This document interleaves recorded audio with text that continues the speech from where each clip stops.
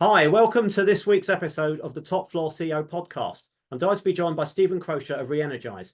Stephen's had a really exciting journey, and basically he's got a unique solution under the energy storage space that is better than fossil fuels and really will really help save the planet. So I'm going to introduce you to Stephen, who's going to take you through his journey and exactly how this solution is going to be groundbreaking in this particular area. So Stephen, welcome to the podcast. Thank you very much. It's a pleasure to be here. So if you can just take us through the journey that got you to the point of where you are now of basically co-founding RheEnergise.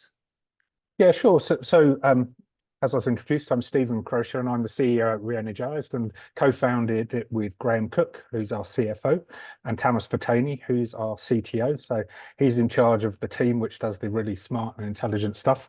And we have an absolutely fantastic team, so of a variety of engineers. So, but first of all, I'd like to tell you about the journey and what we're seeking to do, really. So we all know that the world is being damaged by the effects of fossil fuel generation, that excess amounts of CO2 entering the atmosphere, causing global warming and climate change.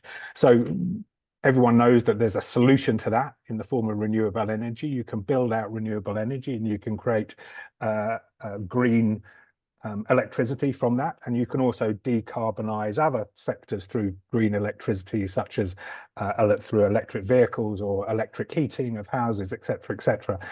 But the problem you have is that renewable energy is intermittent, so you need a solution for the intermittency. So sun shines, several hours a day, but it doesn't shine at night, and the wind blows more during the winter and less during the summer. So you need a solution to how do you manage this variable energy, and also demand is variable as well. You get more demand during the day, and then even more, you get an evening peak and a morning peak as well, but then much less at night. So how do you manage this variability of demand and supply?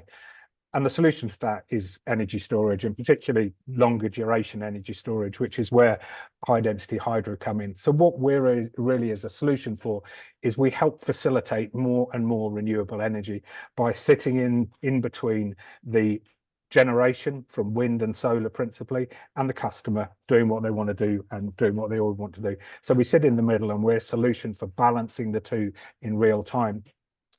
And so our solution, it's a longer duration form of energy storage. And why did we come about this energy storage? So going back a few years, myself and colleagues, we were at various energy conferences and everyone was talking about renewable energy and the need for the energy transition and to retire fossil fuels. And then everyone was saying, and the solution to this is energy storage, and the solution to energy storage is lithium-ion batteries. And no one was talking about anything else in this market. But we knew at the time that most of the world's energy storage was done by traditional pumped hydro. So traditional pumped hydro is where you've got a lake at the bottom of the mountain and another lake behind a dam at the top of the mountain. And when energy is cheap and abundant, you pump the water up the mountain. And when there's less energy available, you release it and regenerate electricity through a turbine. It's a solution that's been around for about 100 years. In the UK, it was built to balance when we had baseload coal and baseload nuclear, where you actually had more generation than you needed overnight. And so you stored it overnight and then you released it during the day when there was more demand. So we have it at 5 sites in the UK. The last one was built in the 1980s. And that was to solve a specific energy problem of then. But the energy problem we have today is different because it's all to do with renewables, and there's increased volatility, which creates increased variability in prices, which is difficult for both the system operators to manage, but also difficult for the consumer, because how do you know what the prices are going to be? So what we were looking for is a solution that sits in the middle. And lithium-ion batteries are a great technology, but they're really a great technology for shorter durations, 1, 2, 3 hours, for balancing or stabilizing the grid in real time. But then they become a very expensive solution to do longer durations of energy storage. So our solution is based upon this old, mature form of energy storage of pumped hydro, but we call ourselves high-density hydro. And as everyone knows, that a high-definition television and HD television is better than a standard definition television. So high density hydro is better than your traditional pumped hydro. And what we're bringing is scalability to this oldest and most mature form of energy storage. So why we call it high density. So rather than using water, what we're doing, we've introduced a fluid that is 2.5 times the density of water. So the advantage of increasing the density of the fluid is two things. You can either reduce the footprint and the size of a project proportional to the increase in density. So that means that our projects are only 40% of the size for the same performance. Or alternatively, you can lower the elevation you need for this type of energy storage, again, proportional to the increase in density. So this means that we can get the same performance at, say, 200 meters as you would with water at 500 meters. And we all know when we look out the window, when we're on a train or in our car, there are many, many more hills than there are mountains.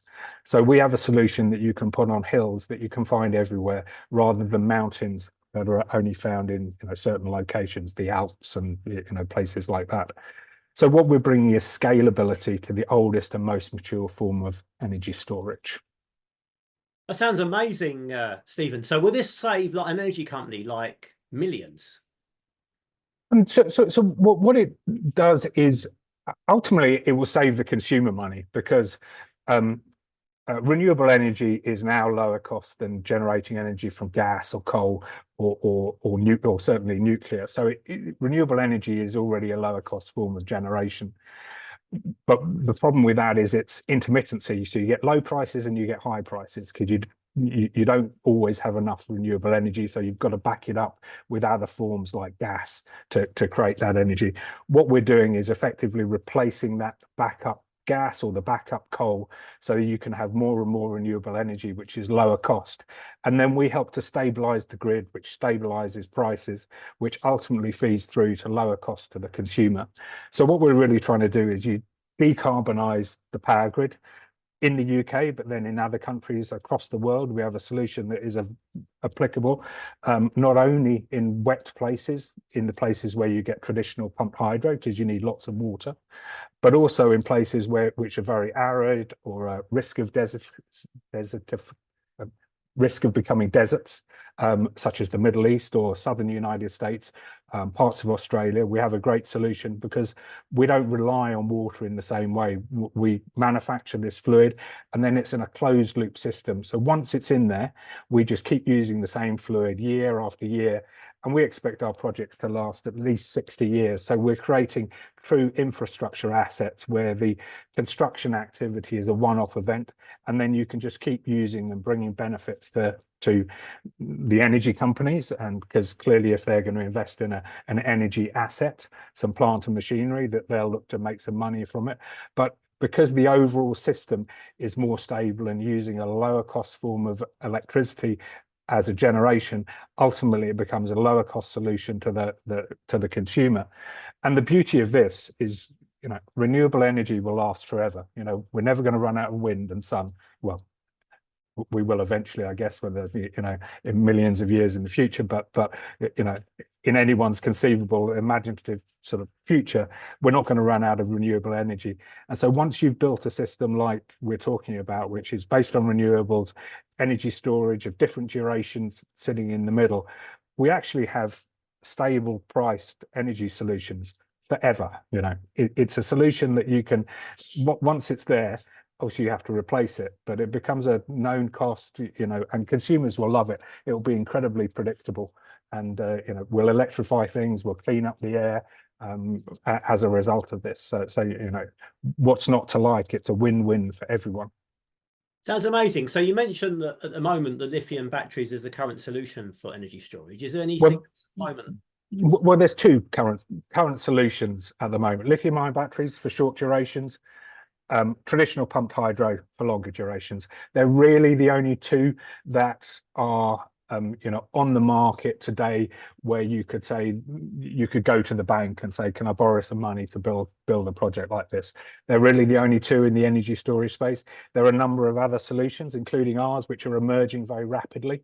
So we're at the point in our technology journey where we're building a demonstration project down in the southwest of the UK. I was there yesterday in an incredibly rainy day, got soaked. but you know, that we're about 8 weeks into that build of that demonstration project, and then off the back of that, you know, we'll have a really fantastic, reasonably good scale technology demonstrator, which will enable us to launch into what we call a Series A funding round, which enable us to grow the business, improve the technology, scale the technology, look at more markets. And so we're very much sort of on this growth journey as a UK company, and growing into the future and solving some of the sort of fundamental problems that the UK face at the moment. Yeah, it sounds like you're ideal for an investor that's really keen on sustainable projects. Absolutely. So well, I'm interested, obviously, you know, what you're doing is fantastic, but I think it'd be interesting for the listeners if you could just take us to what you did before and how you got to this particular place of you know, co-founding such a groundbreaking business. Yeah, no, I've had an unusual career to get to where I am now, and if you just looked at the start and the end, you'd go, how did that happen? But if you talk someone through it, then it's a clear journey. So I started in three-dimensional design. I did interiors and furniture. Then I moved into architecture, and then into the integration of renewable energies into architectural projects. And then from there into renewable energy and the innovation in renewable energy. So prior to this, I'd co-founded a wind turbine company with the head of rotor systems from Vestas, who are the world's largest wind turbine manufacturing company. And so that sort of movement into the innovation. And then we came up with this idea. It was a conversation between myself and Tamas about, you know, how do you solve this energy storage problem? And you have this very mature solution of traditional pumped hydro, but it has some challenges. And how, through innovation, can you solve those challenges? So the challenges that they have are things like water abstraction, lack of sites. The sites are too far from people, means you've got to put pylons up across the landscape. They're often in areas of natural beauty, etc., etc. But and the projects just take 15 to 20 years to consent and then construct, which makes them very difficult to finance. So our question to ourselves is, what can you do with innovation? Which is what I love, and Tamas also loves, is, you know, being imaginative about how you can take step forwards with things which already exist and how you can turn them into something better. So that's really what we're doing, is we're not reinventing the wheel. We're putting a better tire on an existing wheel, and so that's what we're doing. And one thing I really like to say is that, you know, high density hydro is an innovative company and a solution, and lots of companies talk about having a secret sauce, but because we have this new fluid, we actually do have a secret sauce. It really is a sauce, and the fluid we use is, you know, it's very dense. So it's more than the density of concrete. So it's a free running fluid, a bit like barista oat milk, something like that. And yet it's so dense that if you put a concrete block on it, the concrete would float. So it's a really unusual fluid. And when you start, you know, putting your hands in it, you know, you get pushback on it. It's sort of really hard to imagine. Have you ever been to the Dead Sea? Yeah, it's like that, but, you know, much more so. I think the density of the Dead Sea is about 1.3 times, I don't know exactly, but about 1.3 times the density of water. Right. Ours is 2.5 times. Right. So it's like that, but so much more so. I mean, if you try to walk on it, you'd probably only sink down to just above your knees in it. So we say just above your knees, but how deep would the water be? Yeah, so you get to the point where the pressure from the fluid would exceed your weight. So you'd get down somewhere in your thighs, and then even if the fluid was deeper, you wouldn't sink any further in it, because there's the mass of your body isn't sufficient to displace the mass. So it could be like 3 meters, but you're still walking on your knee. Wow. You'd still be in a liquid, but you'd only could sink as far as your thighs. Okay, so just tell me why that density is important. So it's all about increasing the density. Enables you to make projects smaller, or on lower elevation. So we're increasing you could say we're increasing the pressure, or we're increasing the energy density of a project. So it just enables us to do the same things either in a much smaller space, the same performance and the same power output or energy longevity in a much smaller space, or you can reduce the elevation, which gives you orders of magnitude more sites. So I'm just in the next to Hampstead Heath, and Hampstead Heath is probably just about high enough for us. Right. It's it's the sort of elevation that you could do it on.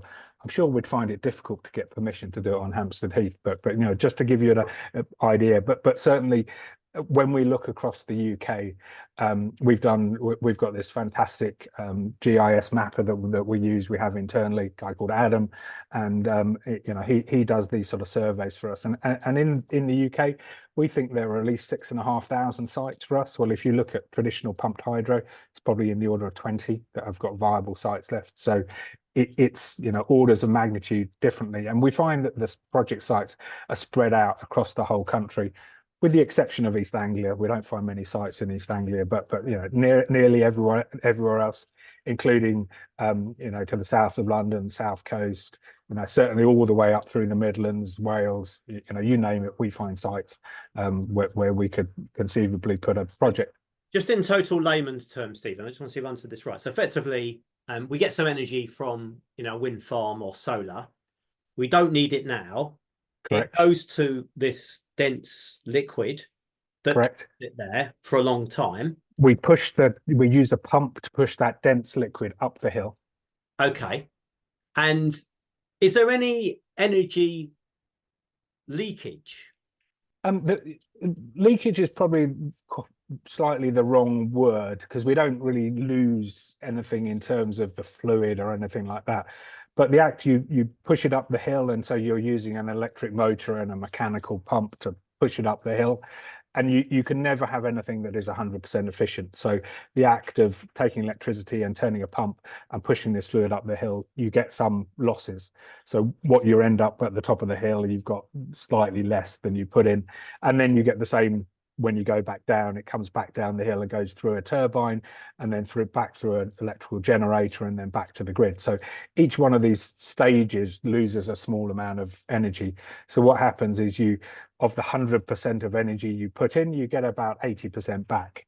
So your energy storage, and it doesn't matter which type of energy storage you look at, whether it's different type of batteries or converting it to hydrogen and then back to electricity, it doesn't matter which one you use. They all have you never maintain 100% efficiency, and so there are.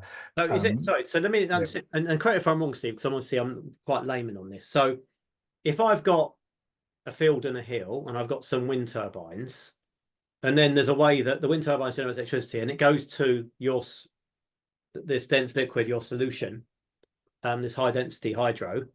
Are you saying that 20% of what it generates will be lost getting to the storage, and then if it stayed there for a while, like a year or so, how much more energy would be lost? None.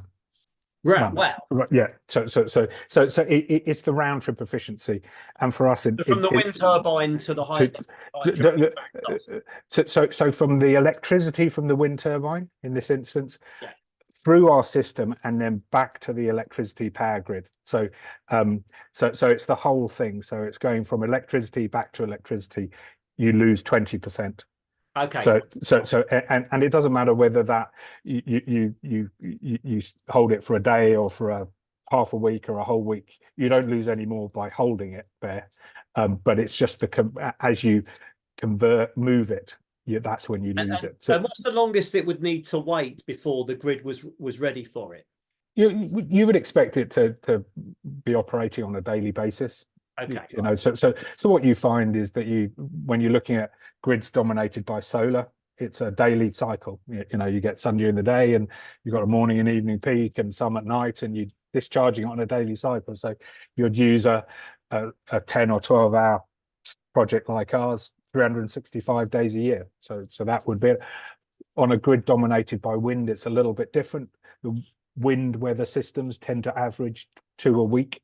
So rather than a daily cycle, you've got a twice weekly cycle of wind. So it's a different slightly different case, but the basic principle is you store when there's excess renewable energy, and when there's not enough, you return it back to the grid, which ultimately feeds the consumer or industry. So you're and you don't have to be right next to the wind turbine or the solar farm. You can be down the road or even tens of miles away and use the grid as your roadway for the electrons to flow from your wind turbines to your energy store, and then from there onto the consumer. So you use the power infrastructure of the country to move the electrons around when to be where you want them when you want them. Okay, so can I just ask you another naive question, Steve? Of course. I'm sure it's not. So what you need is effectively, and tell me if this is wrong. So you need either solar panels generating electricity or wind turbine generating electricity. Your high density hydro needs to be near them, and then a way of connecting them, and then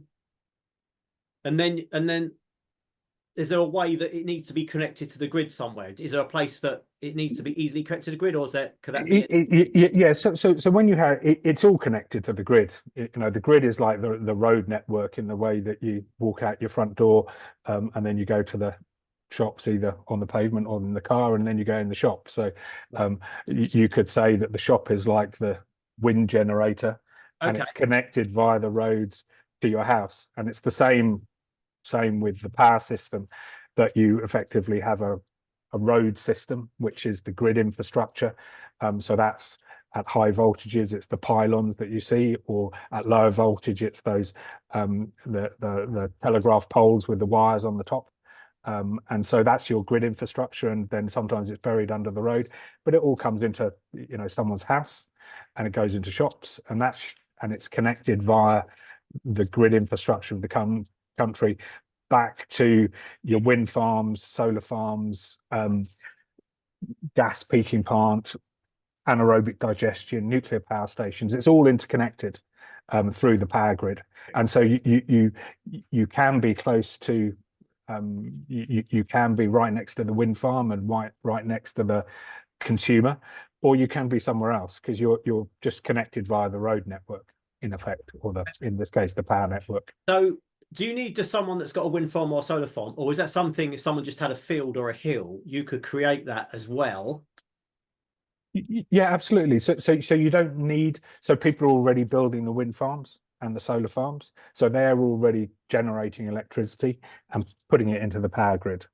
What that does is, as you get too much electricity in the power grid, the prices go down, because the power grid is trying to encourage people to use more when you've got excess. And then when there's not enough wind or solar, then prices go up, because they're trying to encourage people to use less. And so you get this big price volatility. So what we're doing is we help to sit in the middle and smooth that price volatility out.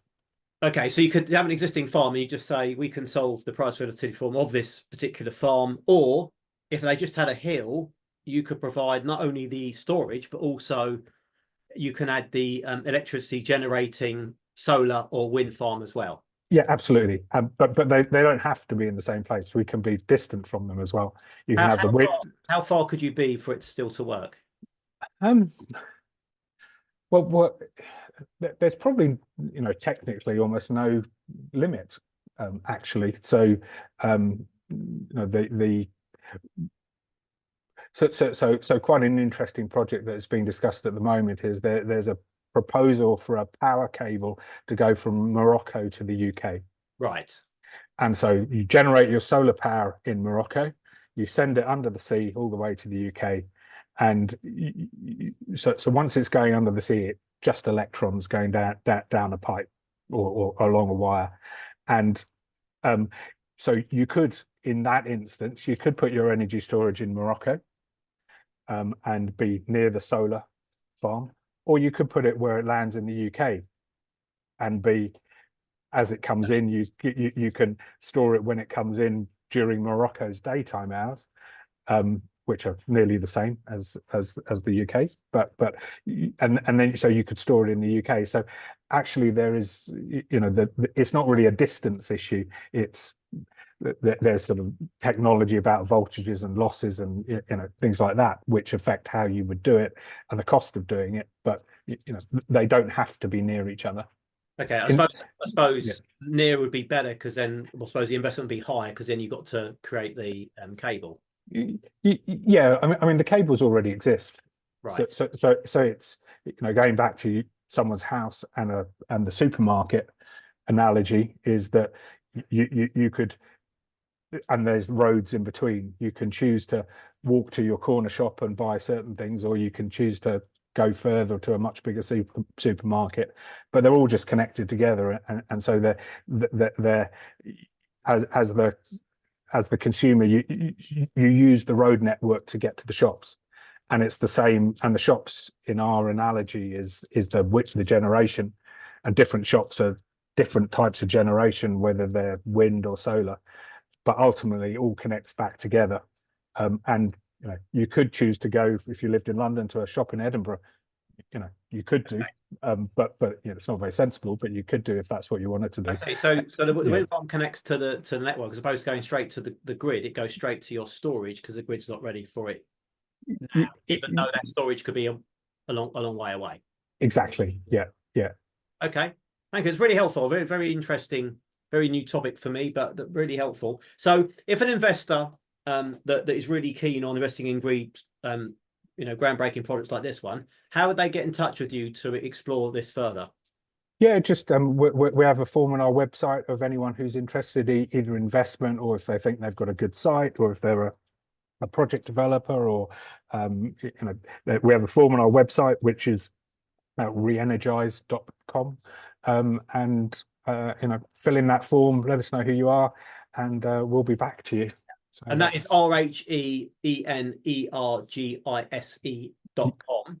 Yeah, that's correct. And we do get asked the question, why have you got an H in re? And it's the word, it comes from rheology.